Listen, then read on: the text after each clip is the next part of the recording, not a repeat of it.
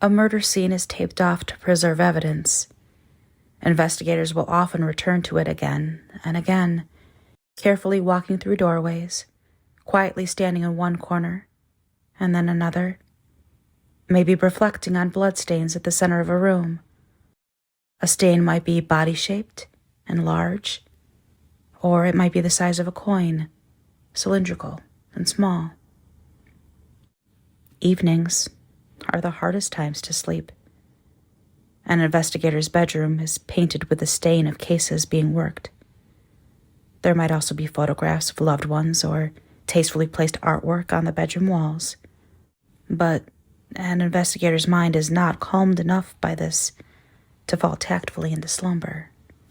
At night, beneath the sheets, a question repeats itself in the investigator's mind.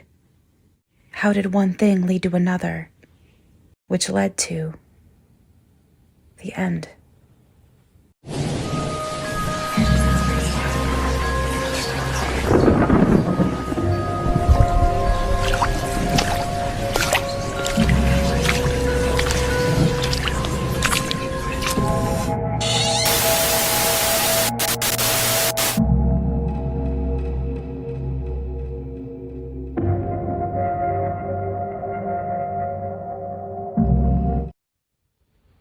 Oakland County was founded in 1819 and is composed of 62 cities and townships.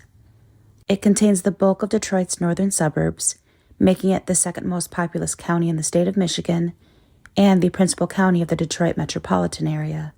Oakland is among the 10 wealthiest counties in the United States, boasting over 1 million residents. Oakland County, on the surface, would be a seemingly safe place to raise a family.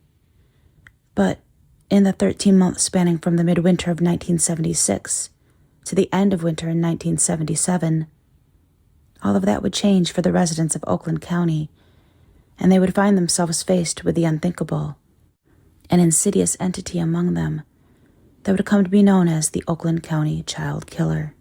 During these terrifying 13 months, 2 boys and 2 girls ranging in age between 10 and 12 would go missing outside of their homes.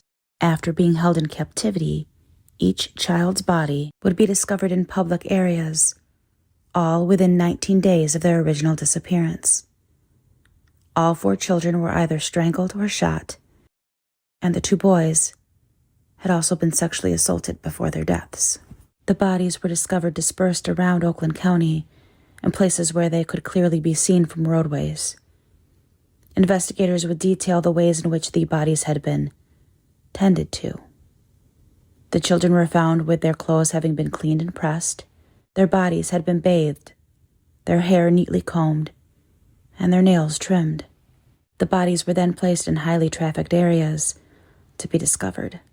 Due to the apparent care taken with the bodies, the killer sometimes also would be referred to using the equally disturbing moniker of the babysitter killer.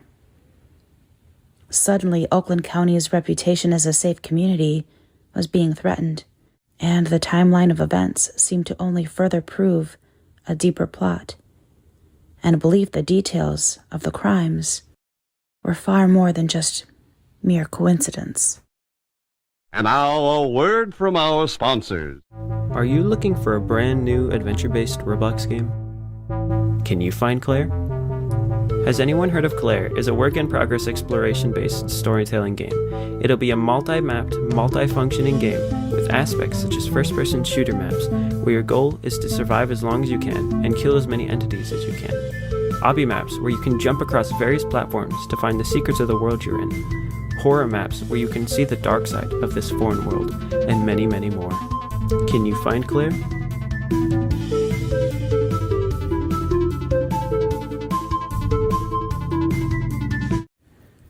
The first victim, Mark Stebbins, was abducted the day after Valentine's Day, February 15th, in 1976.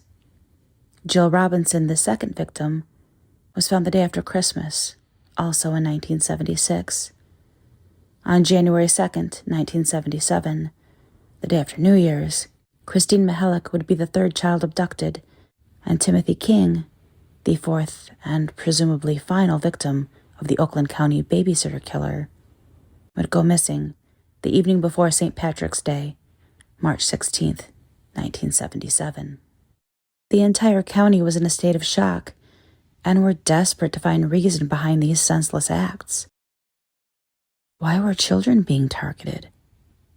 4 children, 4 holidays. Was the killer bitter about the love of family and the togetherness found in holidays? Was there something maybe missing in their own lives? Or, even more terrifying, maybe there was no connection at all, and the Oakland County child killer was grabbing their young victims at random, with no apparent pattern to be found, in the hopes of capturing them and bringing them to justice. Further speculation would run rampant through Oakland County after Timothy King's body was discovered. A woman would report to authorities witnessing a child who matched King's description, holding a skateboard and talking to a man in the parking lot of the pharmacy that was Tim's last known whereabouts. A composite sketch based on the witness description of the man, a white male aged between 25 and 35, with a dark olive-colored complexion, shaggy hair and sideburns, and his car, a blue AMC Gremlin, would be released to the public. Fear would motivate the actions of many, and a task force, which was created to investigate the murders, would check more than 18,000 tips. These tips would result in anyone driving a vehicle that even remotely resembled the gremlin in question being stopped and questioned. These tips would further result in about 24 arrests on unrelated charges and the discovery of a multi-state child pornography ring operating on North Fox Island in Lake Michigan. The police were never lacking suspects, and leads would continue to pour in. But the complexities of this case ran deep, and despite it all, to this day, no one has ever been formally charged with the murders of Mark Stebbins, Jill Robinson, Christine Mihalik, and Timothy King.